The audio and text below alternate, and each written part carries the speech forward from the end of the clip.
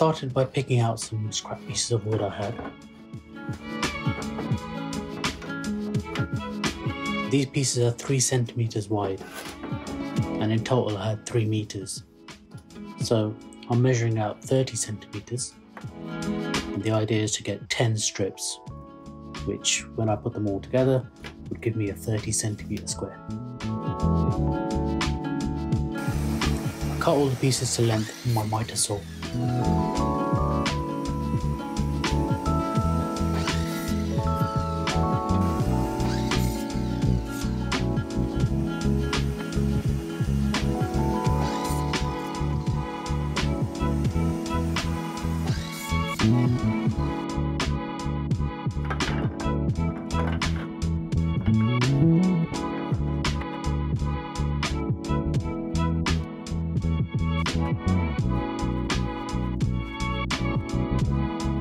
Then set my Ryobi planer to 0.4 millimeters.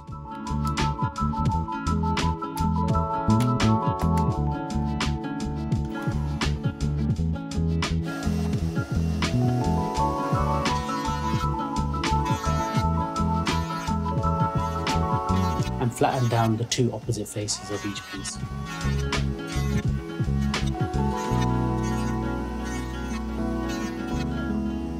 These are the 2 faces that were joined together when it's all glued together.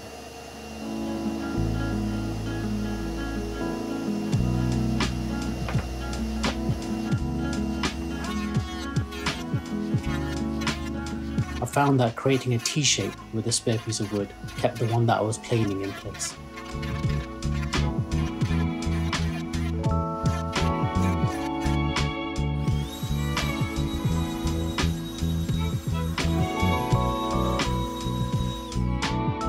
Then arranged all 10 pieces so that they sit next to each other nicely.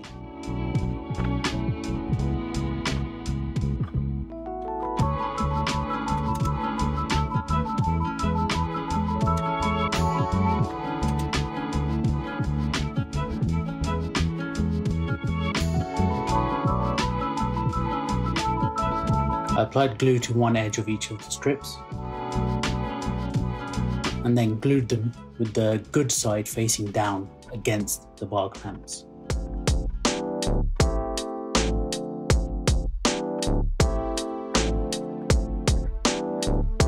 The reason for this is so that they are all sitting against the flat edge of the clamp, so that the good side has more of a flat surface, which would mean less planing work later.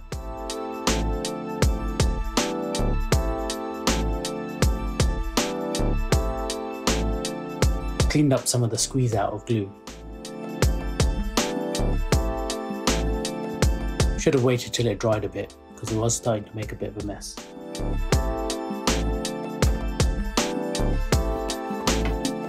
I left the pieces to dry overnight.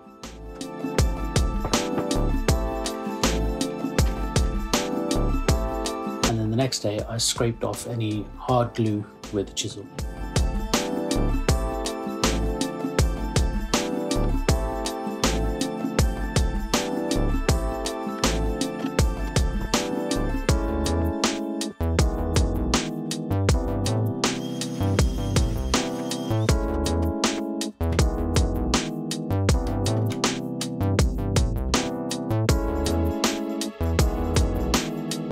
Once again, I used my planer to create a flat surface.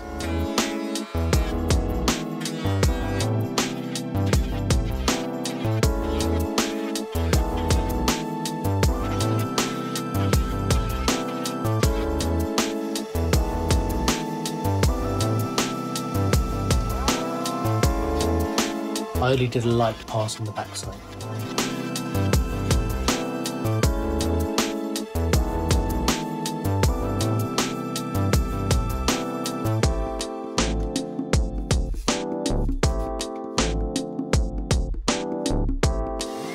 Then sanded the whole piece down.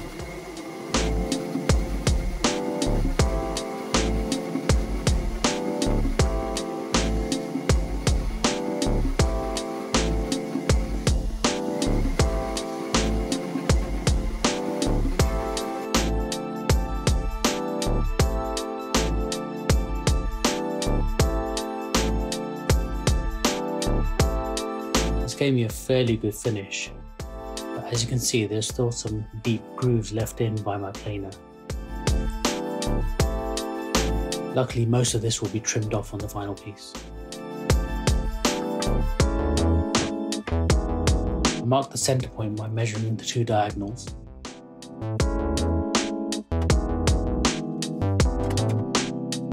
And then just marked the center line as well for extra measure.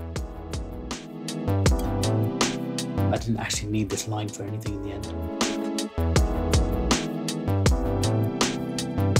This is actually the first time I'm using this Ryobi Trim Router.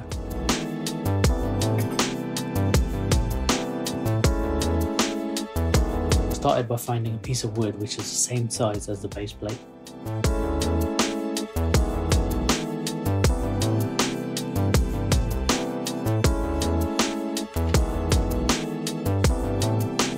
And I marked out a center line.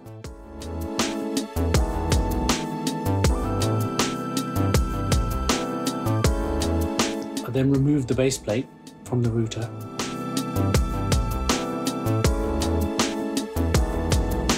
and used this as a template to mark out a circle.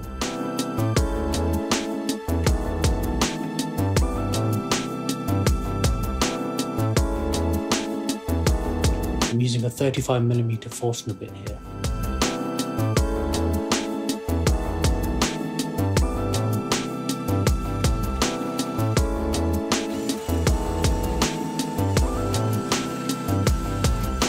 It's actually made a lot more mess than I was expecting.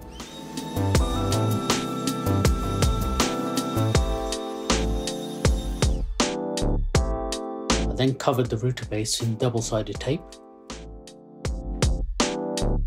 In hindsight, this wasn't a good idea. It made the plate very sticky. And I attached my piece of wood to the base and inserted my router bit.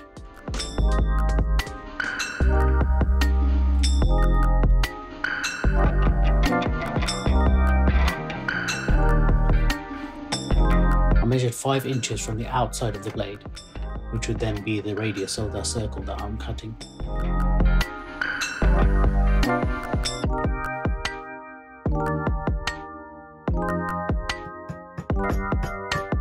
And I nailed a guide into the center of my piece.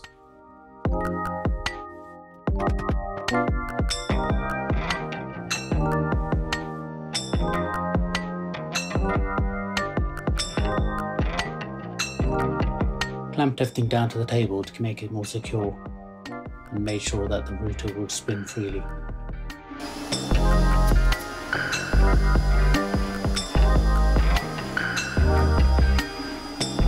Now I lowered the bit and made my first pass.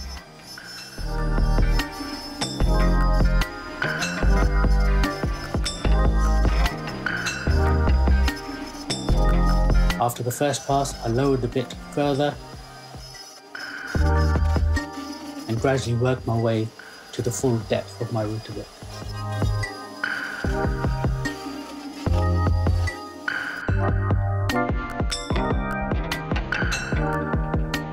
My router bit wasn't long enough to cut all the way through my board, so I had to flip the piece over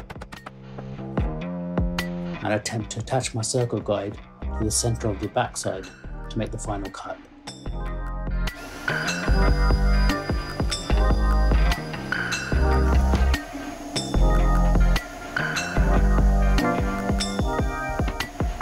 Unfortunately, I was slightly off, so I ended up with this slight lip on the backside.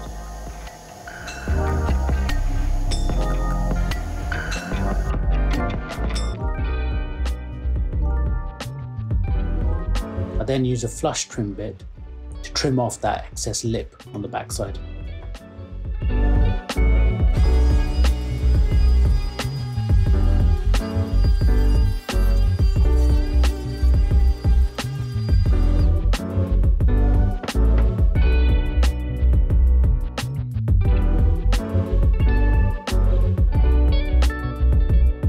Luckily, this is only on the back.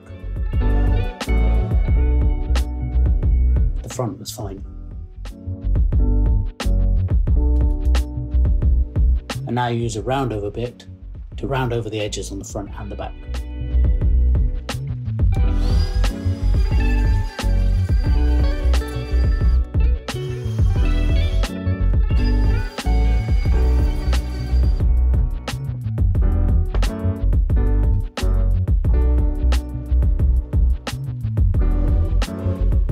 It wasn't a perfect cut, but there's nothing a bit of sanding couldn't fix.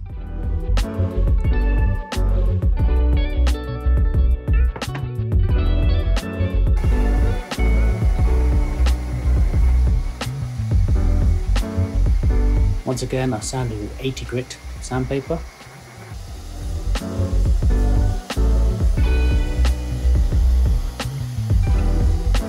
And then follow this up with some 180 grit for a finer finish.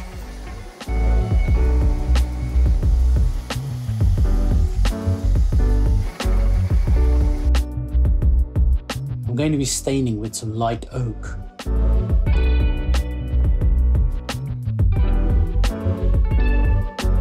And I'll finish the piece off with some Danish oil.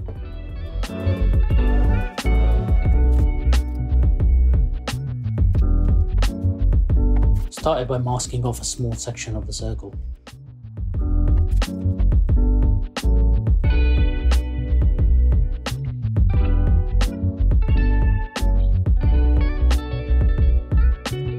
My idea was to stain this one section to create a darker band.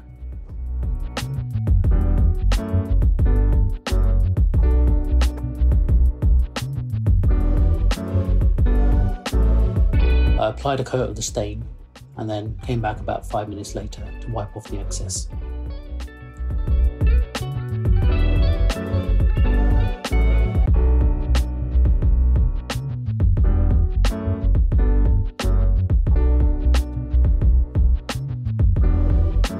And left this to dry for about 4 hours.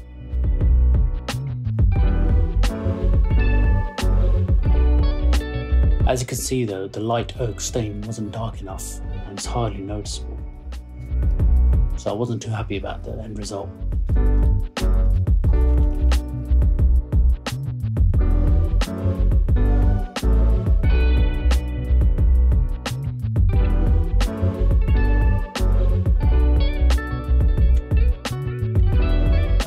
I then poured on a little Danish oil and spread it around just with a rag.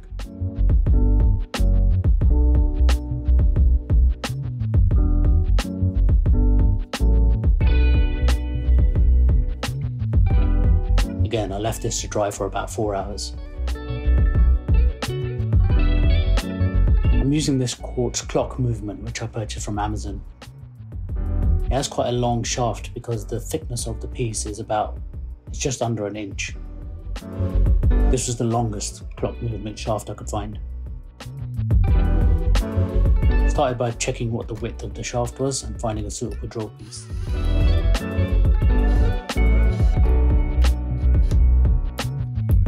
I made a test hole in one of the offcuts from cutting the circle.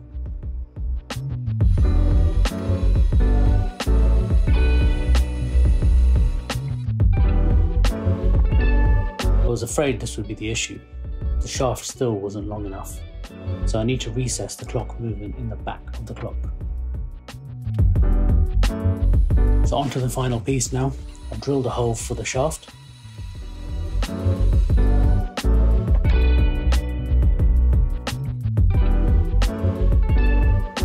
And here, as you can see, the gold thread is too short.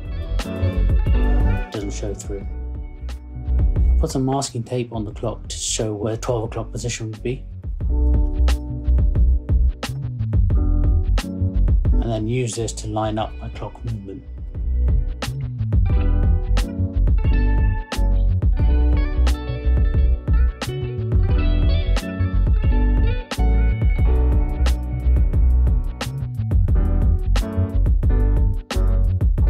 Put together this jig of some scrap pieces of wood. It allowed me to line up my router.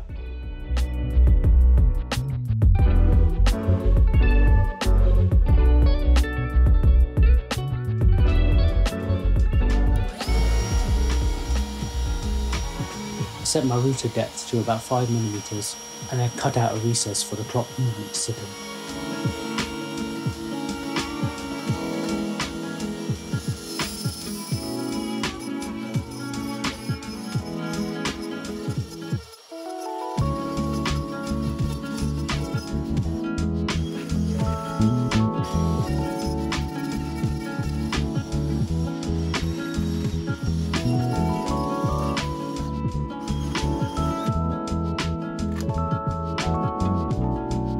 now there's just enough of the gold thread showing through to secure the clock movement in place.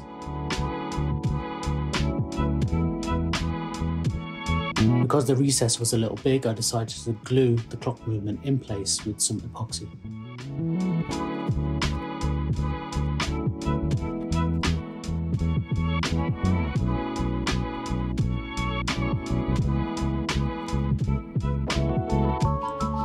Just placed a little small amount in each corner, just enough to hold the clock movement in place, which should be easy enough to chisel off if I ever need to remove it again.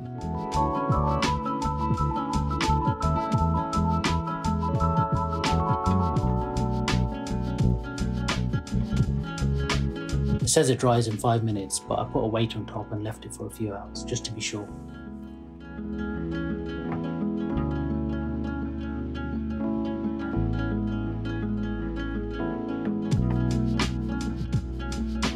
Then follow the instructions and assemble the clock hands.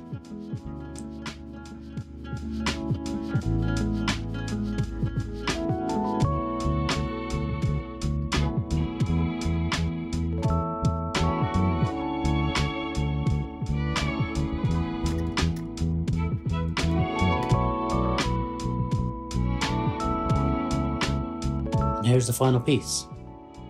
I'm very happy the way it turned out. It's the first time I've ever tried doing something like this. It's the first time I've used my trim router. And apart from not getting a dark enough wood stain colour, I'm pretty happy with the way it looks.